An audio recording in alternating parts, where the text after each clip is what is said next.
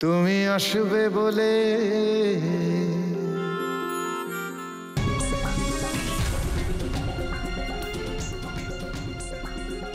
আমাকে কিছু খাবার এনে দিন, আমার খিদে পেয়েছে। এখন কিছু খাবার টাবার দেওয়া যাবে না। দেওয়া যাবে না মানে? যখন সবাইকে খাবার দেওয়া হবে তখনই খাবার পাবেন। আমি প্রেগনেন্ট। এই সময় আমি যখন খাবার চাইবো আপনারা আমাকে তখন খাবার দিতে বাধ্য। আমি কিন্তু নিয়ম জানি। আর আমার ওষুধ খাওয়ার সময় হয়ে গেছে, খাবার না খেলে ওষুধ খাবো কি করে? ঠিক আছে ঠিক আছে, এনে দিচ্ছি।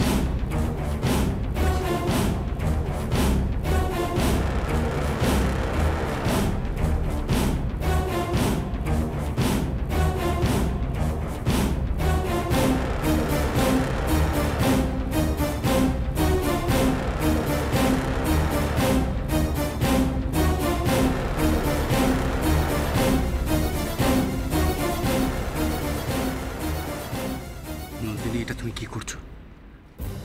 এটা খুব বড় রিস্ক হয়ে যাচ্ছে না? করো না এসব, করো না নন্দিনী। আমি সমস্ত ঝুঁকি নিতে রাজি আছি রাহুল, তোমাকে বাঁচানোর জন্য। রাহুল, ওরা আপ্রাণ চেষ্টা করবে তোমার যাতে ফাঁসি হয়। আমাদের কাছে সমস্ত রাস্তা বন্ধ রাহুল, এছাড়া কোনো উপায় নেই, আমাদের পালাতেই হবে এখান থেকে।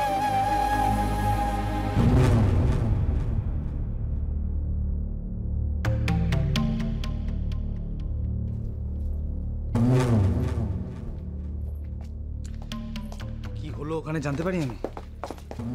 রিয়াকে আমি যা বোঝানোর বুঝিয়ে দিয়েছি।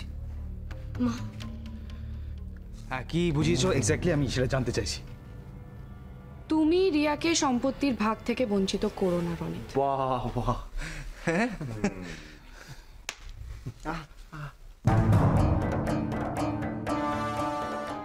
মা, হ্যাঁ, কেসটা কি হলো? ফনা তোলা সাপ হঠাৎ সুরসুর করে সে ঝাঁপে ঢুকে পড়লো। কোন ফুসমন্তরে? মা, তুমি বেঁচে আছো এতে আমি খুব খুশি। আমার আর কিচ্ছু চাই না। শোনো রিয়া, একটা কথা পরিষ্কার করে বোঝে না, রাহুল দেব রায় আমাদের কেউ না। মা কিন্তু আমি তো বললাম, আমি সব বলে দিয়েছি।